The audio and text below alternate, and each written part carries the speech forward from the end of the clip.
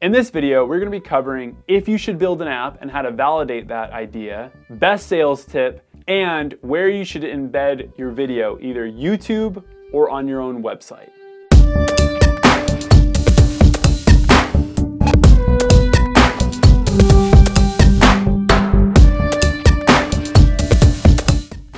Ali asks, "Hey Josh, what's the best sales tip you've ever received?"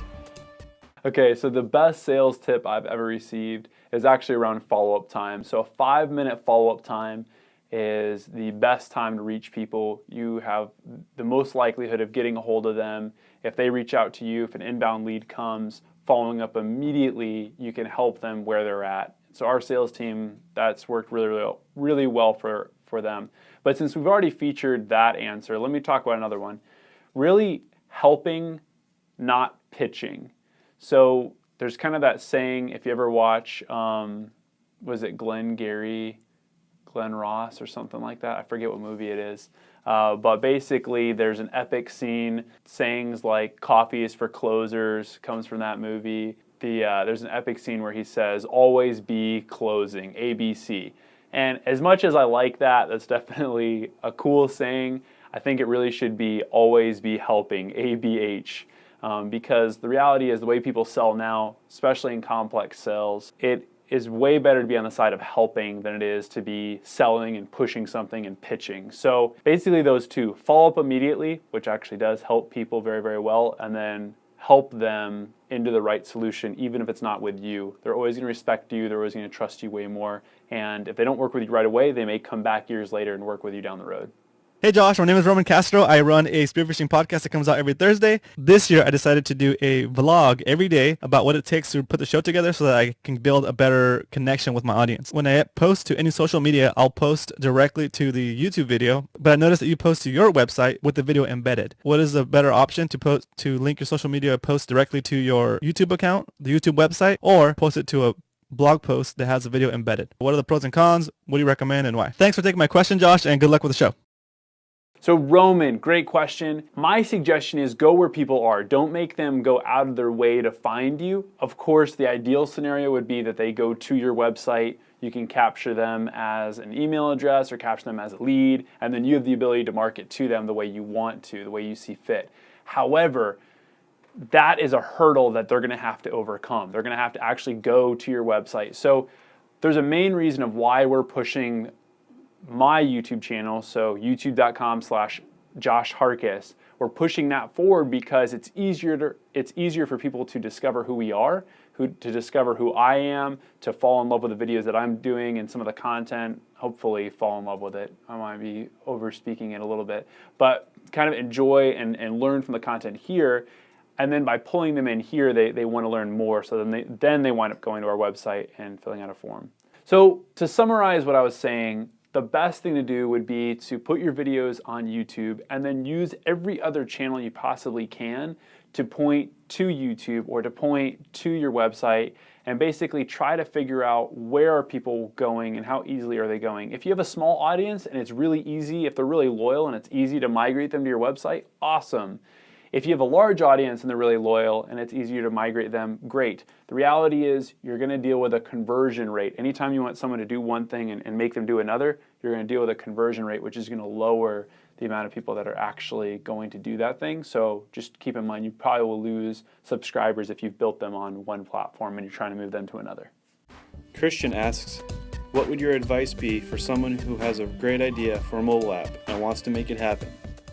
The problem with creating mobile apps is there are a dime a dozen. And the other problem with mobile apps are you are competing with every single mobile app on someone's phone. So even though you might say, hey, I have an awesome music app idea, and you look at, okay, well, Spotify does this, and this app does this, and this app does this. The reality is you're not just competing with music apps, you're actually competing with every other app out there for space on someone's phone. So my best suggestion would be, instead of spending all this time in development and building an app and hoping that if you build it, the whole field of dreams, if you build it, they will come mentality, rather start somewhere online, start a community online, And whether it's just creating a landing page and putting a place where people can submit their email to see if someone is interested in solving whatever solution your app might solve, and basically start a community there. So if you do decide to actually build something, you already have a base of people who maybe you started a Facebook group to have discussions about it, or maybe you create a Slack community to have discussions about it.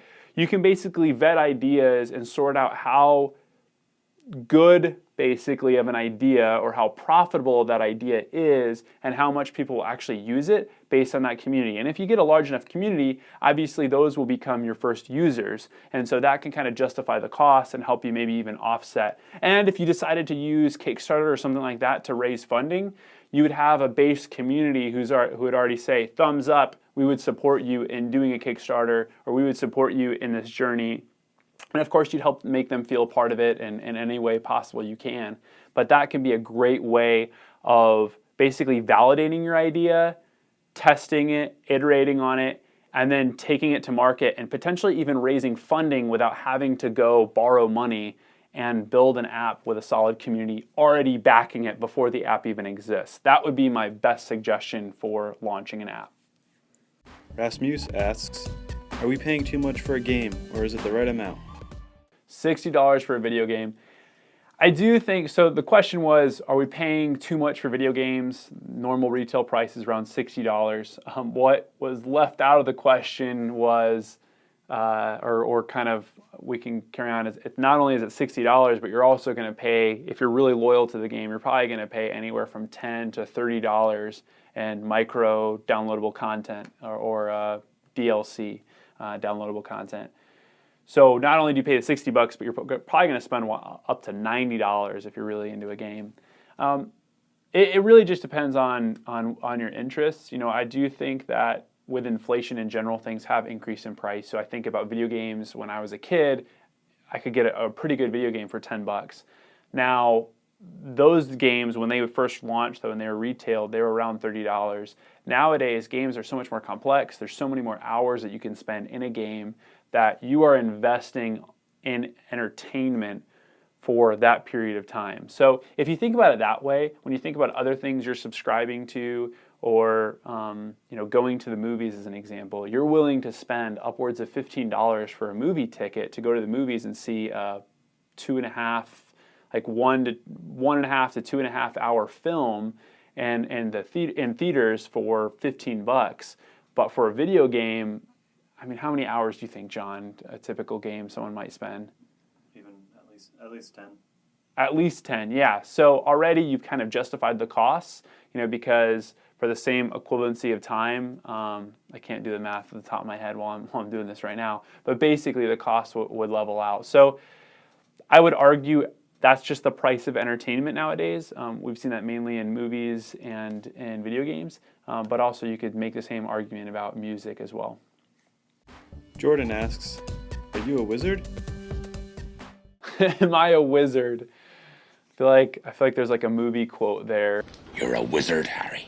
Of course, typically people would say no, but the truth is I actually was a professional magician for about 15 years, 10 to 15 years, depending on who you're talking to and what you define as professional. I define professional as I'm getting paid money to do something. And so I started at a very young age doing birthday parties, and then that expanded into corporate gigs. And I did magic and illusions for street performing for a few years.